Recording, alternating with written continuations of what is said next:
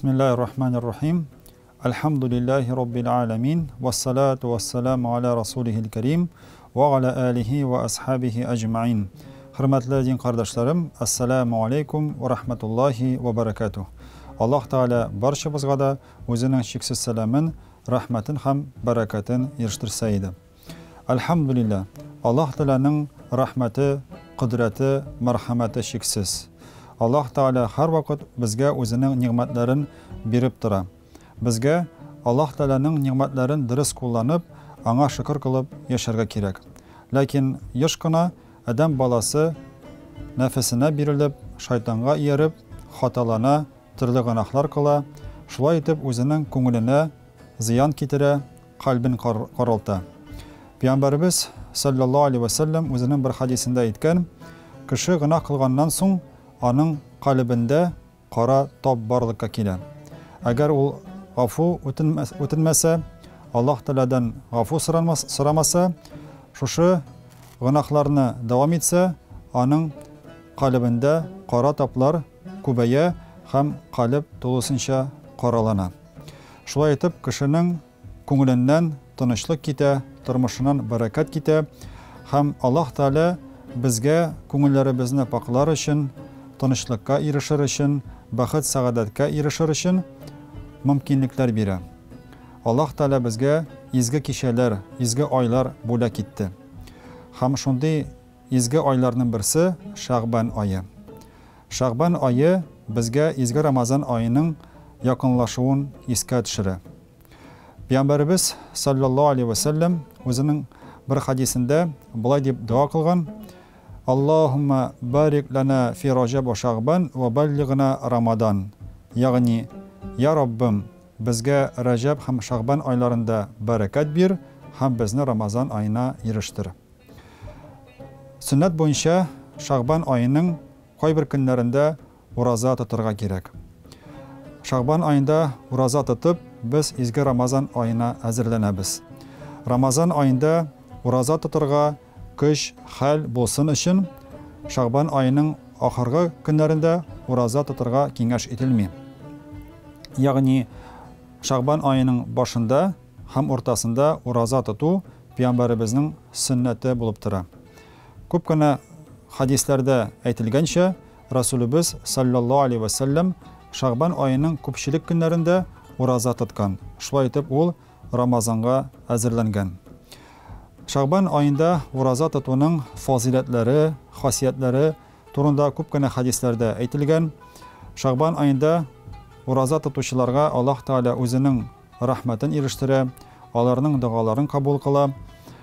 Hem bizge de şuşu izgi ayda birinci gün bolsa da uraza tuturga tırışırga kerek. Şaban ayında uluk bir vakiga var. Ol tahvilul qibla, yani qiblanın özgertilüğü dip atalı. Aydegiz şuşu vakiga bilen tanışıp ketik. Sevgili Peygamberimiz Muhammed Mustafa sallallahu aleyhi ve sellem özünün sahabeleri bilen Allah Teala'nın emri boyunca başta Yerusalim'dagi Al-Aqsa mescidine qarab namaz okugan. Bilganibizcha Yerusalim'dagi Al-Aqsa mescidi Müslümanlarning uchinchi izgi o'rni bo'lib tura.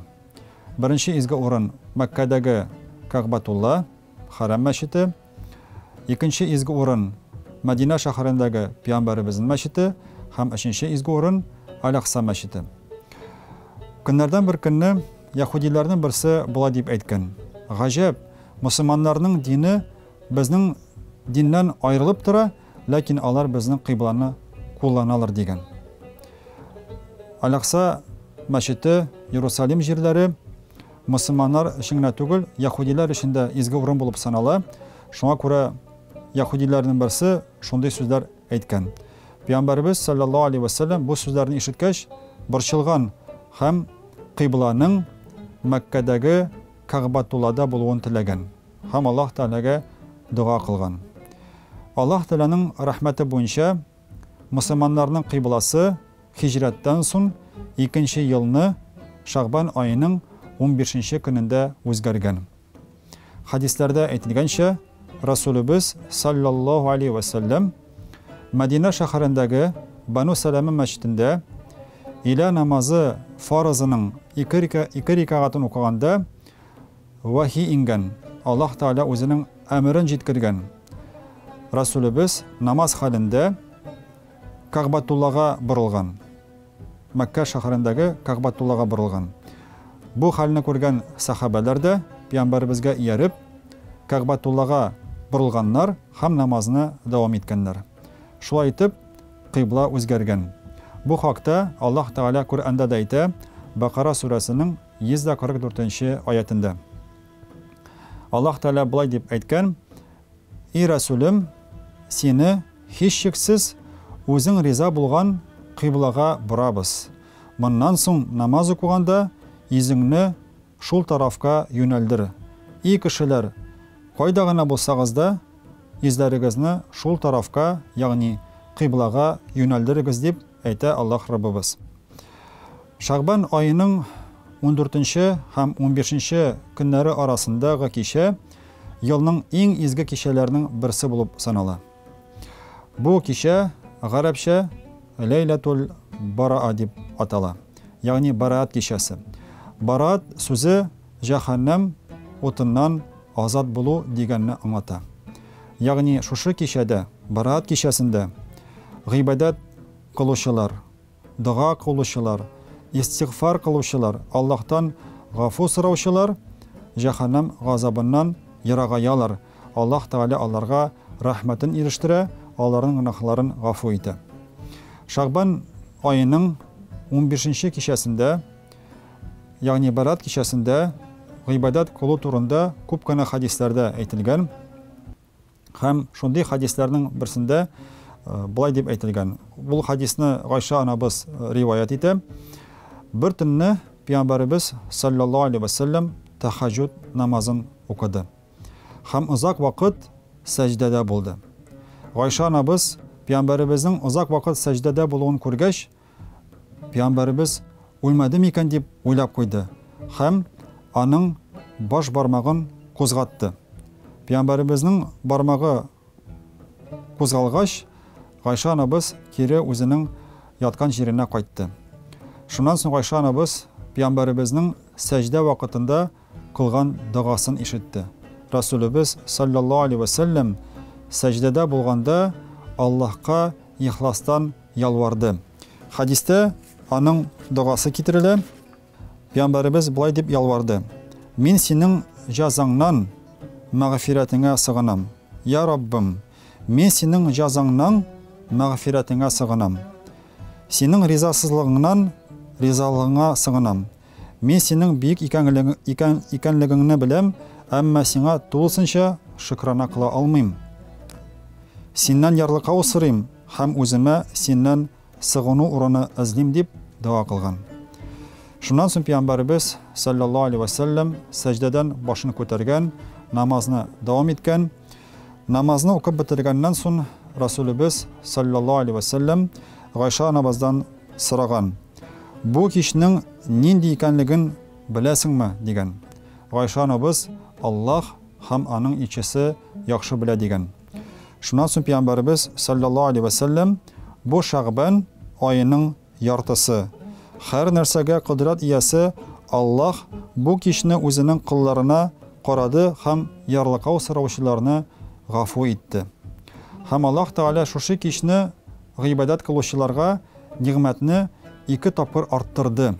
Аларга әҗирләрне арттырды. Әмма мусламаннар турында начар фикердә булучыларны кичерми торды дип әйтте Пәйгамбәрбез саллаллаһу алейхи ва саллям. Бу хадисны имам Байхақи риваят итә. Икенче хадистә Расулыбыз саллаллаһу алейхи ва саллям булай дип әйткән: "Аллаһ Таала Шагбан айының уртасында булган төнне калб кавымы сарыкларының йон бөртекләре санынан күбрәк булган күп кешеләрне гафу итә." Бу хадисны имам Тирмизи риваят итә. Шушы хадистан аңлашылганча, Шагбан айының уртасында, ягъни Бараат кичәсендә күп дуа кылучыларны, ярлыкка сораучыларны Аллаһ Таала гафу итә. Аларга үзенең рәхмәтен ирештерә. Икенче хадис шәрифтә болай дип әйтелгән: Шагбан аеның 15-нче кичәсе керсә, аны гыйбадәт белән үткәрегез. Көндез исә ураза тотыгыз. Чөнки бу кичне, Барат кичәсендә, кояш чыкканча хәтле Аллаһ Тәгалә үзенең кулларына болай дип мөрәҗәгать итәр: Тәүбә кылучы бармы? Аны тәүбә итәм, ягъни аны гафу итәм. Ризык сораучы бармы? Аңа ризык бирәм. Авыруга дучар булса, аны, ягъни кем авырган булса, аңа саулык, сәламәтлек бирәм. Бармы андый кешеләр? Бармы дип сорауда булыр. Бу хадисны Ибн Маҗа һәм Имам Тирмизи риваят итә. Шушы хадистән һәм башка хадисләрдән аңлашылганча, Шагбан аеның уртасында, Барат кичәсендә безгә гыйбадәт кылырга кирәк. Төнге намазларны укырга кирәк. Һәм иң хәерле төнге намаз ул тахаҗҗуд намазы. Хадистә әйтелгән, фарыз намазлардан соң иң хәерле намаз ул тахаҗҗуд намазы. Тахаҗжуд намазы Расулыбыз саллаллаху алейхи ва салламның сөннәте булып тора һәм пәйгамбәребез генә түгел, башка пәйгамбәрләр дә төнге гыйбадәтләрне башкарганнар. Төн бик бәрәкәтле, тыныч вакыт, бирәк тә Барат кичәсе. Һәр төн фазилатлы булып тора, әмма Барат кичәсе аеруча фазилатлы. Һәм шушы кичәдә без тахаҗжуд намазын укырга тырышырга тиешбез. Тахаҗжуд намазының тәртибе белән танышып китик. Тахаҗжуд намазы 2 рикагаттан тора. Иң кимендә 4 рикагат укырга кирәк.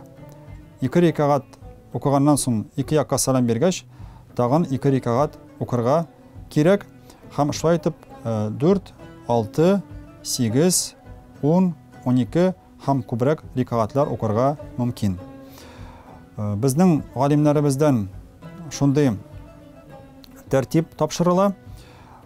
Һәр рикагатта Фатиха сүрәсеннән соң 3 мәртәбә Ихлас сүрәсен укырга кирәк. Димәк, тахаҗжуд намазының һәр рикагатында Фатихадан соң 3 мәртәбә Ихлас сүрәсен укырга киңәш ителә. Һәм хадистән аңлашылганча, тахаҗжуд намазын укыганда, сәҗдәдә булганда без дуа кыла алабыз. Галимнәребез аңлатуынча, намазда, сәҗдәдә булганда без бары тик Коръәндәге һәм сөннәттәге дуаларны укый алабыз. Гарәп телендә.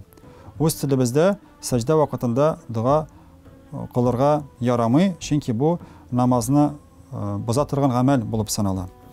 Без бары тик Коръәндә һәм сөннәттә килгән дуаларны гына укый алабыз.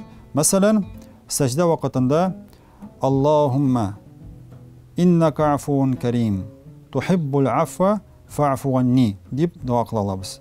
Бу дуаны без еш кына Рамазан аенда укыйбыз. Бу дуаны шулай ук башка вакытта, изге кичәләрдә, Барат кичәсендә дә укырга мөмкин.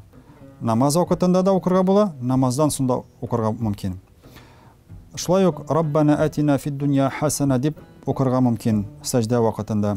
Һәм башка дуаларны, белгән дуаларны, Коръәндәге аятларны, дуа булып килгән аятларны укырга мөмкин.